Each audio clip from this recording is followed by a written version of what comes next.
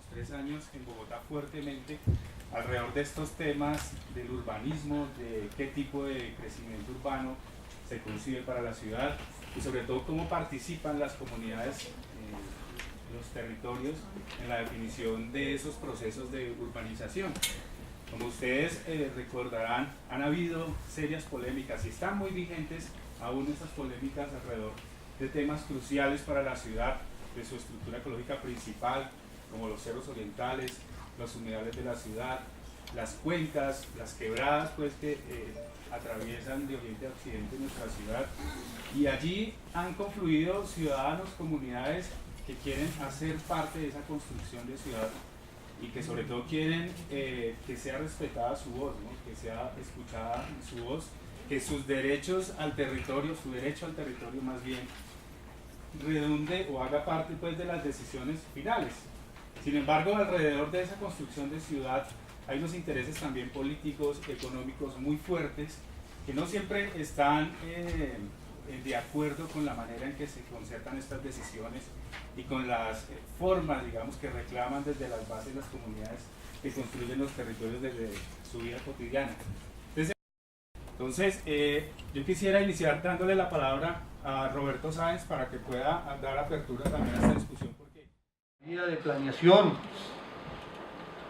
la academia, todo el mundo intervenga en esta discusión y que quienes van a ser futuros administradores ambientales o quienes van a tener una acción, una gestión específica, pues comiencen a escuchar este tipo de opiniones, posiciones de ciudadanos y de grupos asociados a esta actividad. De manera que es muy importante y por eso yo quiero agradecer a la universidad, a los colectivos que nos acompañan y decir, bueno, vamos a conversar con unos estudiantes, con un grupo de estudiantes sobre estos temas de manera que podamos abrir ese campo. Pero además también porque consideramos fundamental que la ciudad y los estudiantes especialmente también abran sus ojos con relación a temáticas que son eminentemente del ámbito de la ecología política, es decir, de lo que pueda cruzar los temas como la construcción de ciudades, el urbanismo, ¿no?, llamado así, puro y duro, con los temas ambientales, de planeación de la ciudad, con los temas ecológicos como posiciones políticas, porque esas son decisiones políticas que toma la ciudad y que hoy en día están en plena discusión en el mundo entero. Y sacarlo o del ámbito del mero activismo, que es muy importante, pero está ya ubicado, como lo van a escuchar en cada una de las intervenciones, que está ubicado en unas áreas geográficas muy específicas, o también sacarlo de la discusión puramente académica que pues no encuentra a veces la relación con los procesos que se viven diariamente. Podríamos entrar, no sé si, imagino que estamos por el tema, pues hablar de las construcciones y cómo ha sido nuestro proceso. Nosotros se había llegado el rumor hace ya varios años de que había unos proyectos ahí cerca que se llamaban Cerro Verde y Monte Rosales, y que habían como ganas de construirlos. La historia comienza hace unos 20 y pico, 20, 25 años.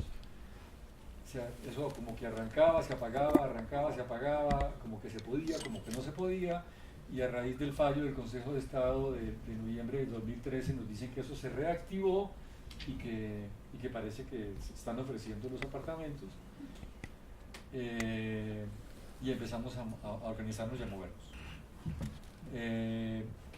Empezamos a movernos nosotros como ciudadanos, pero pues, el que sabe, sabe, y para nosotros era muy difícil conseguir respuesta a veces de las entidades distritales, no lo sabíamos hacer, o a veces encontrábamos personas que podían no tener la buena voluntad para apoyarnos, y buscamos el apoyo externo de Juan Luis Moreno, que nos está acompañando hoy acá como asesor en estos temas, y ya empezamos a caminar, a dar pasos más firmes en 4 planos principales, que son el plano jurídico, el plano político, el plano de los medios de comunicación y el plano de la movilización ciudadana. Entendimos que lo fundamental era lo jurídico, que uno no puede salir a movilizarse como ciudadanos y lo jurídico no está claro porque hace uno el oso y pierde credibilidad y pues no está uno haciendo nada. Igual no puede haber nada en medios si lo jurídico no está claro. Entonces empezamos por ahí. Se hizo una investigación muy juiciosa y muy cuidadosa y un análisis de información en archivos de planeación distrital y otras fuentes, y se fue como armando el rompecabezas y encontramos los argumentos para poder afirmar que estos dos proyectos no podían construirse. Nosotros entendemos que nuestro papel como comunidad no es tanto como entrar en conflicto con un constructor, sino tal vez movernos y dar argumentos para que las entidades del Estado cumplan con su tarea. Y es también hacia allá hacia donde nos enfocamos, y eso es también lo que se ha venido logrando gradualmente. Se hace y se hace y se hace y se hacen cosas, pero uno a veces no recibe el feedback de la ciudad y de la comunidad y no sabe hasta dónde todo lo que se está haciendo si es efectivo, si la ciudad se está despertando. O sea, una ciudad que ha estado a espaldas de los ceros durante toda su vida, a ver si ya voltearon a mirar y se dieron cuenta del tesoro que tienen ahí, o que tenemos ahí. Y tuvimos la grata sorpresa este domingo que hicimos un abrazatón, le dimos un abrazo a uno de los espacios de la ciudad, que es la Quebrada de las Delicias, al que llegaron más de 1000 personas, y hicimos una cadena humana que caminó hasta la Quebrada la Vieja, en donde le dijimos a los cerros, a las comunidades de la Quebrada, que las queremos y que las vamos a cuidar y a defender. Hasta ahí creo que alcancé a contar un poco la historia, y la idea es seguir haciendo este tipo de eventos para convocar a la ciudadanía. Rosario Morales hace parte de la mesa de defensa del Parque Hacienda Los Molinos y el corredor ecológico de la Quebrada Chiguaza al sur de la ciudad. Yo soy arquitecta urbanista, dije, esto es un corredor espacial, un corredor ambiental que se tiene que rescatar y se tiene que cuidar, porque esas personas del sur necesitan esa calidad, ese espacio verde, porque es muy denso. O sea, allá tienen 1 metro, cada persona tiene 3 metros, debiendo tener 14, o los estándares del mundo son más de 20. Allá no tienen a veces ni los 3 metros, y si los tienen es en ladera.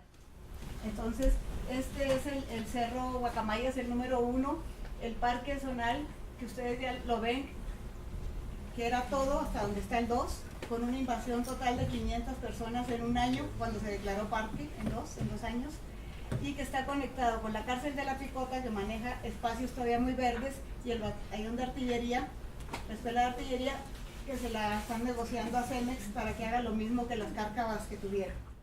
Entonces eso es un otro rescate que se tiene que hacer, porque está prohibida la sacada de arena y agregados, pero lo van a hacer. ¿Por qué? Porque lo vendieron y van a trabajar de hectárea en hectárea hasta llegar a sus 20 metros para abajo, y después la tapan con escombro. La hacienda, más adelante la vemos rápido, era un convento jesuita de 1640 que se hizo para sembrar trigo de la comunidad jesuita, y la ha salvado el serpenteado de la Quebrada Chiguaza.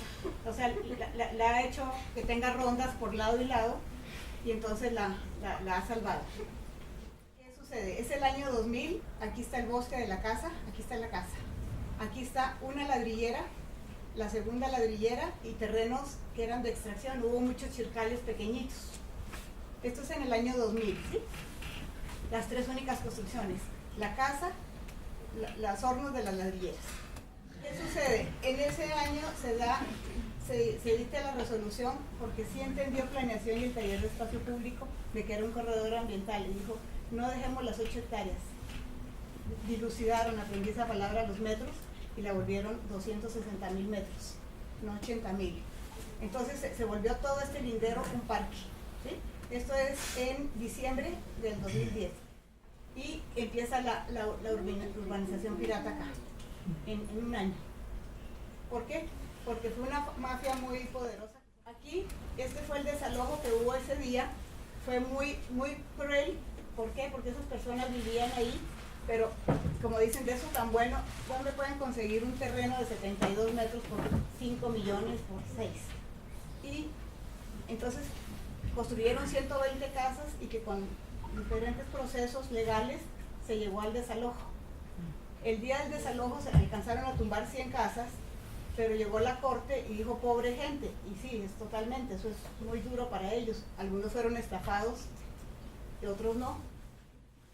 Aquí este es pues un logro de haber y seguir teniendo a 18 personas que estafaron a todas esas, que lograron a los estafados, que les dieran un apartamento. Que una de las acciones más grandes ha sido, y no es porque esté aquí, el doctor Sáenz, que nos ha apoyado citando a las entidades a mesas de trabajo, a decir, ¿por qué? Porque como está un fallo, hay que cumplirlo, y no lo están cumpliendo. Pues ellos son muchos de los que nos han ayudado, organizaciones en el sur, muy ambientalistas, que pelean por su cerro, pelean igual como ustedes, por los parques entre nubes. Y el Consejo de Bogotá, pues en sus debates, yo creo que ha profundizado mucho el doctor Sáenz, y este fue un gran gestor de allá, de los barrios de allá, que murió, pero yo creo que la casa debería hasta llevar su nombre, porque qué manera de trabajar por su zona. Listo, todo. Le damos la palabra a Cristina Díaz, del proceso comunitario que está en este momento defendiendo el humedal de la Conejera. Que me voy a centrar un poco es en el ejercicio de apropiación del territorio por parte de las personas quienes vivimos, quienes lo habitamos y demás en la defensa del humedal La Conejera. Bueno, ¿qué pasa en el humedal La Conejera? Esto ya va a ser un año, precisamente en marzo del año pasado, todos los que frecuentamos este parque, que es un parque, lo que colinda con la parte suroriental del humedal La Conejera es un parque público. Entonces es un parque que es bastante transitado por todos nosotros, por los vecinos, por todos los habitantes del sector, y nos encontramos con unas banderas de un proyecto inmobiliario. Es una construcción de 94 apartamentos con 94 parqueaderos, de edificios de 6 pisos de altura. Eso es el proyecto inmobiliario, más o menos lo que consta en estos momentos. Entonces, bueno, arrancamos la defensa del humedal. Pensábamos que era una cosa un poco más pequeña. Cuando iniciamos en el proceso no sabíamos que tenía nada que ver con los cuñados de Petro. Eso es algo que sale en el proceso tiempo después, cuando podemos por fin conocer las licencias de urbanismo. Entonces esto no arranca en un ejercicio de ninguna pelea política, de decir, ay no, es que ahí están los cuñados y vamos a hacerlo así porque vamos a golpear a la Bogotá humana o cosas así por el estilo. Esto es importante porque los medios de comunicación han tergiversado un poco la información y han deslegitimado un proceso realmente de base comunitaria que se ha gestado allá. Algunas de las irregularidades entonces que tiene y que cuenta el proyecto Fontanar del Río, no hicieron un debido proceso, es decir, tenían que colocar unos avisos, la curaduría, será la comunidad parte, que pudieran socializar qué era lo que iban a hacer, un plan de manejo, digamos lo que debe cumplir cualquier obra en cualquier parte, no lo hicieron. Por otro lado, entonces hay un cambio de la zona de amenaza de inundación, esa parte de ese predio específicamente estaba en una zona de amenaza por inundación alta. La cambiaron a inundación media alta para posteriormente hacer un cambio del uso del suelo que fuera de rural a urbano, todo esto con el fin de llevar a cabo la construcción en ese lugar.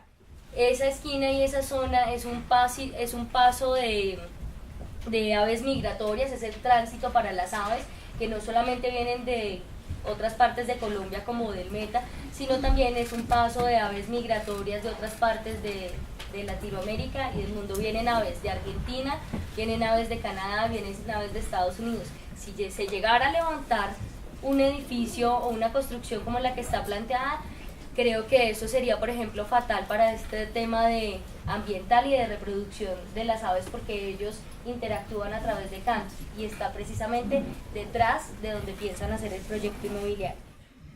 Hay otro tema que ese, por ejemplo, no lo hemos dicho solamente nosotros, sino también la Contraloría, y es una demanda que hay sobre ese predio en particular y sobre esa zona, porque el dueño tenía que hacer unas acciones con el Jarillón, no lo hicieron.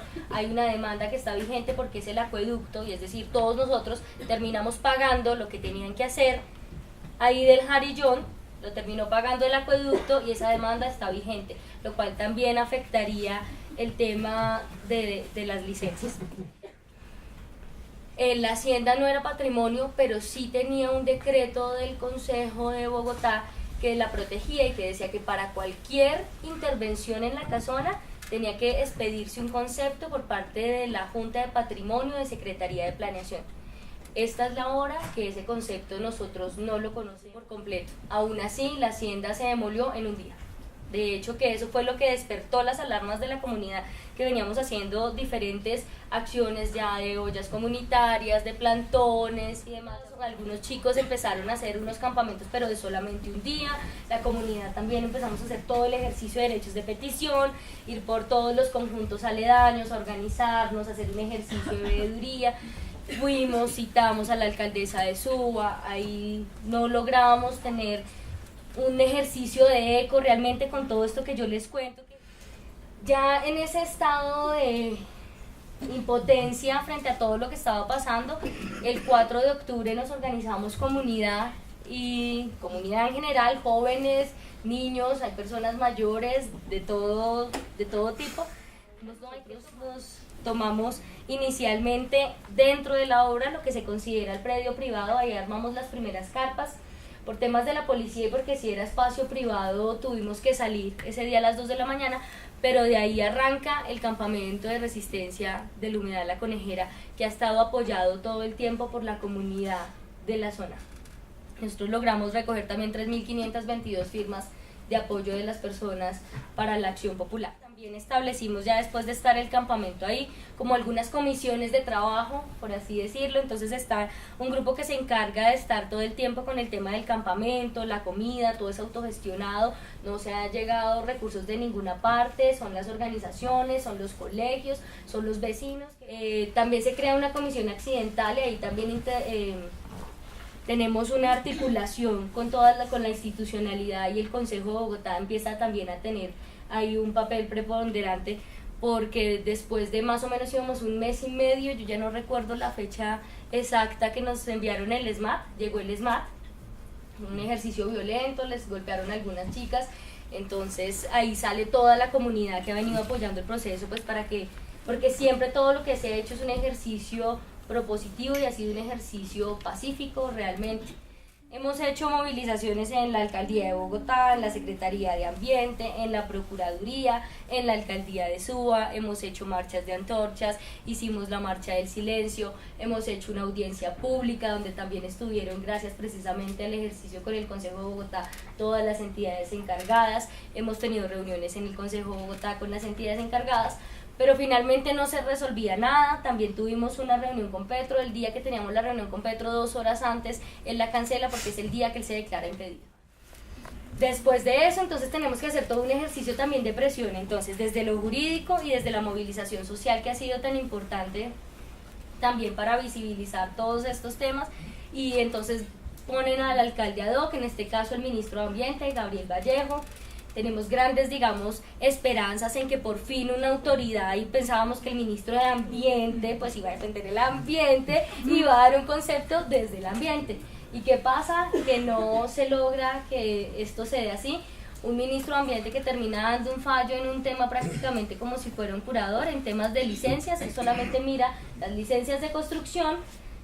Le planteamos todo el resto de escenarios, dice no puedo conocer, es importante todo lo que ustedes comunidad están diciendo, pero yo no puedo tomar decisiones de esas porque el acto administrativo solo me permite ver las licencias, pero sale en una entrevista con Pregunta Yamit diciendo no hay afectación ambiental. Entonces, conclusión, ¿en qué vamos? En que en estos momentos todavía estamos esperando el fallo del tribunal, el personero pone su acción popular, la comunidad hacemos el ejercicio como coadyuvantes, la comunidad y el campamento continúa, nosotros seguimos en pie y en firme, defender todo lo que tenga que ver con el humedal.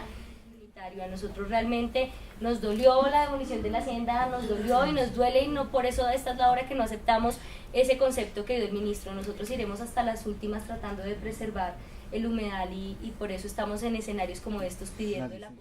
Que digamos la administración decía un 4% es mínimo, un 4% no es nada, para los que defendemos el ambiente un 4% realmente es representativo, y si no hubiéramos hecho una defensa ni siquiera iríamos ganando ese 4%, pero como siempre lo decimos, no es solamente el 4%, nosotros vamos por el 100% de salvar lo que nos queda de humedad. tardes para todos. Para quienes no me conocen, mi nombre es Eduardo Prieto, soy arquitecto, fundador y presidente de Asobvecinos Teusaquillo. Voy a tratar de ser muy breve. Un agradecimiento especial a la universidad, al profesor que organizó este foro por invitarnos, al doctor Eric, al concejal Carlos Roberto Sáenz, que ha sido un pilar fundamental en ayudar a la comunidad en este tema. Y pues, ¿cuál ha sido el proceso de nosotros, al igual que los compañeros damnificados por el urbanismo constructor? También darle las gracias por estar aquí, por invitarnos y por compartir experiencias. Este tipo de solidaridad une mucho a la comunidad. Lástima que tengamos que estar haciendo estos ejercicios de defender el medio ambiente, que en otros países pues sería algo ilógico, tener que defender el hábitat donde uno vive para que no lo destruyan, pero aquí nos toca hacerlo por intereses inmobiliarios, por el urbanismo, por los intereses económicos. ¿Sí? ¿Y saben dónde queda el Parque Simón Bolívar? En la calle 53.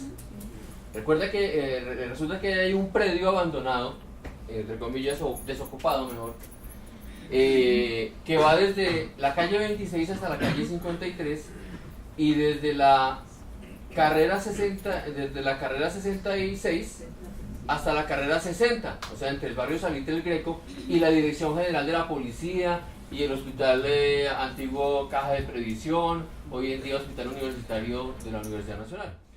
Todo ese predio donde vemos caballos, donde vemos policía, ¿cierto? Ese predio, que está dividido por una carrilera en toda la mitad, es el llamado Humedal Salitre Greco.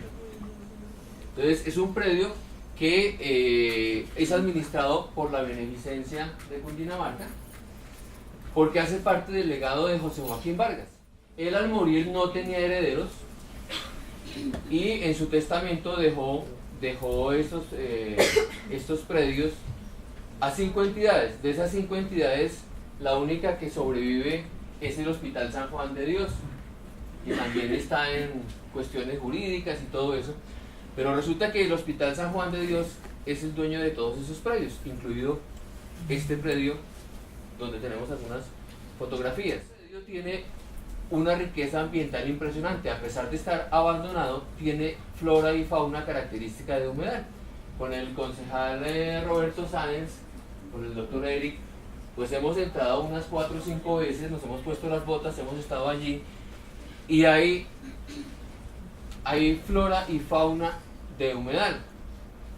Y nosotros empezamos a llamarlo Humedal Salitre Greco, y a raíz de todo lo que ha ocurrido en este predio, ustedes recordarán que hace unos 3 años se iba a instalar allí el pesebre más grande del mundo.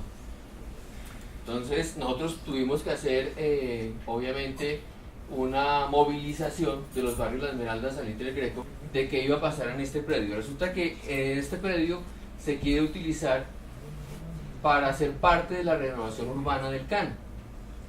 La renovación urbana del CAN, pues edificios que algunos de ellos que tienen problemas de deterioro, como el Ministerio de Defensa, pues generaron toda una idea para hacer una renovación urbana, y resulta que esa renovación urbana se extralimitó en sus linderos y se extralimitó en funciones, pero el proyecto de renovación urbana del CAN se extralimitó a zonas que no le competen. Estaba incluyendo el barrio La Esmeralda, el barrio Salitre Greco, más de 3.000 viviendas entre los dos barrios que iban, o aún estamos en ese proceso, que piensan desaparecer para hacer edificios, para hacer hoteles, centros comerciales, etc. Entonces, el megaproyecto del CAN es un megaproyecto de 12 billones de pesos. Y este sector, que es el del Humedal Salitre Greco, en el POT que tiene suspendidas sus efectos, el POT 364, le desaparecieron misteriosamente, dejó de ser parte de la estructura ecológica principal, cuando eso no lo pueden hacer simplemente en los mapas, planeación digital no lo pueden hacer, pero en el nuevo POT le quitaban la protección ambiental a ese predio. tuvimos que hacer una movilización. Por aquí está el alcalde de Teusaquillo y la comunidad. El día que logramos poner en conocimiento de los medios de comunicación lo que iba a pasar con la instalación allí del pesebre más grande del mundo.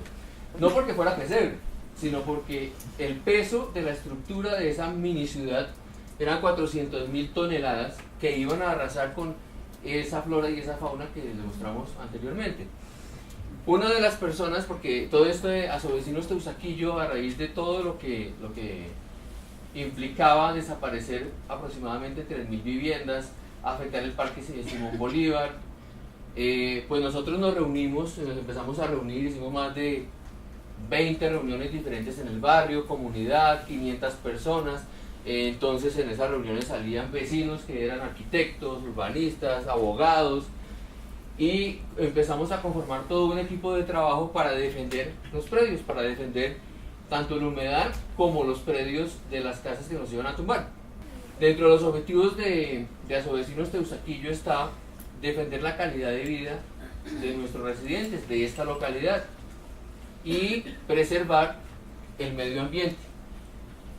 Tuvimos que ir al Congreso, ¿por qué razón? Resulta que el proyecto de renovación urbana del CAN surgió mediante un decreto que tiene fuerza de ley, y ese decreto planteó los límites de la renovación del CAN, pero como se extralimitaron en los límites, para modificarlo, como tiene fuerza de ley, solamente lo puede modificar otra ley. Entonces se comenzó a trabajar en un proyecto de ley, que es el proyecto de ley 018 de 2013. Entonces ese proyecto de ley es el que busca que podamos preservar dentro de todo lo que tiene que ver con la renovación urbana y los temas de qué va a pasar con las viviendas y todo eso, que no se tumbe el barrio La Esmeralda, que no se tumbe el barrio Salitre el Greco, y que el Parque Simón Bolívar no pierda su componente número 14. Siguiente. Entonces, nosotros estamos en todo ese proceso. Hemos recolectado aproximadamente 4.000 firmas, pero resulta que la renovación urbana en Bogotá va a empezar por el Parque Metropolitano Simón Bolívar y por un espacio que es el humedal Salitre el Greco. Entonces, todo ese tipo de contraposiciones la hemos tenido que sortear. Al final, y aprovecho la oportunidad para hacer el comercial, si algunos de ustedes nos quieren apoyar con su firma para que no seamos 4.000 firmas, sino 5.000 o 6.000, pues les agradecemos muchísimo. Y esa es a grandes rasgos la experiencia con el humedal Salitre el Greco. Gracias por escucharnos y esperamos pues que nos podamos ayudar en nuestras diferentes causas. Muchas gracias. Invito enseguida entonces a Camilo Arevalo, del barrio Bosque Izquierdo, también arquitecto. Tenemos varios arquitectos que se... Bueno, Camilo Arevalo, arquitecto, yo trabajé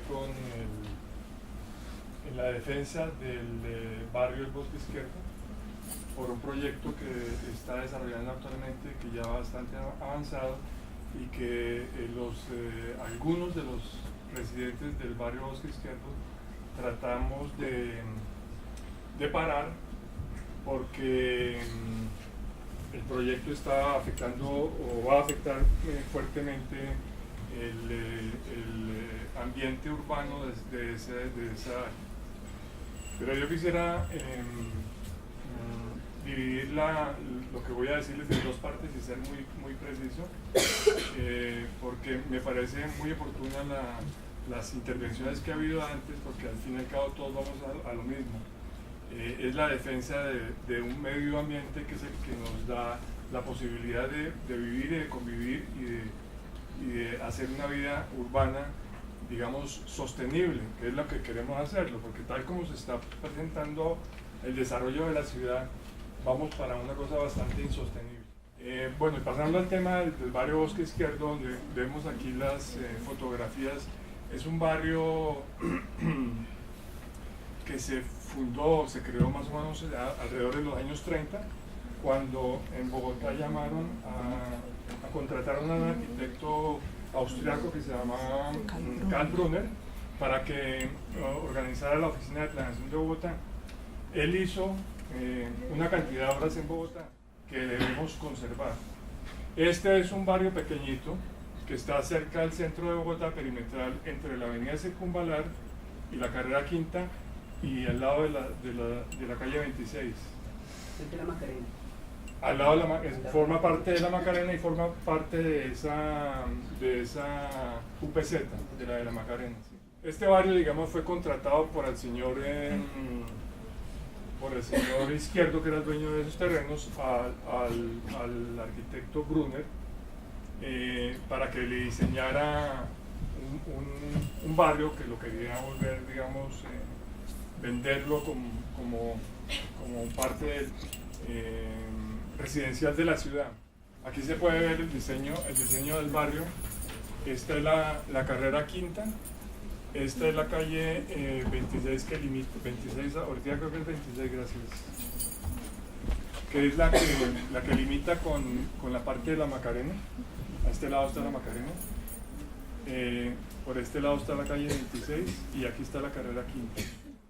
O sea, hacer que el urbanismo se adoptara al sistema ecológico donde se implantaba ese urbanismo, en vez del contrario del urbanismo avasallador que proponía los sistemas de zonificación posteriores en los años 60, 70, y el lote del señor Bonn, que era, digamos, el señor Bonn trabajó con el señor Leo Koch en Bavaria, y él fundó después la cervecería Germania, el señor Bonn, que compró este lote.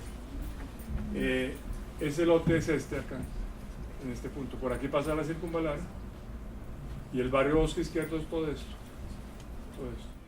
Este lote pues tiene una historia bastante compleja en cuanto a la tradición de la propiedad. Esto estuvo abandonado por mucho tiempo, de tal manera que cuando llegaron los constructores de Conensa Ramonach a hacer el proyecto, la comunidad en cierta medida dijo que bien que hagan ese proyecto porque esto es una cosa que genera mucha inseguridad en el barrio. Entonces, en la historia del lote, de ese lote, los vecinos en el año 2000, como estaba abandonado esto, todo casi abandonado, y había un muro de contención que está detrás del edificio que dividía el lote en dos partes muy concretas, una parte alta y una parte baja. Y después cuando hicieron la Circunvalar, entonces los ingenieros que construyeron la compañía contratista le compró, parece, a este personaje, al trabajador señor Bonn, ese pedazo del lote, y por eso ese pedazo posterior del lote quedó como si fuera una especie de área pública. Entonces los vecinos, en el momento en que se abandonó esto, resolvieron llamar un acuerdo entre el IDU, Jardín Botánico, y la comunidad para hacer un parque aquí atrás, donde se ven todos los árboles, para hacer un parque, porque ellos querían era hacer una especie de bosque, nomás, no quisieran nada duro, ningún proyecto muy contundente, sino que fuera una cosa más suave. Y entonces permitieron sembrar un bosque. Al final ellos lograron involucrar esta parte del lote, anular la especie de decreto que lo declaraba como zona pública, la parte de atrás posterior. Un buen día, como hicieron en todos los proyectos, de un día para otro, como en la Conejera, demolieron los árboles que tenían ya más de 10 años y que formaban una zona de amortiguación ambiental entre la Circunvalar y el barrio, o sea, trancaban el ruido, filtraban el ruido. Y pasa como en todos los otros proyectos, o sea, que en el papel todo funciona, pero en la realidad la cosa es distinta, ¿sí? Entonces todos esos proyectos van en contra de una realidad.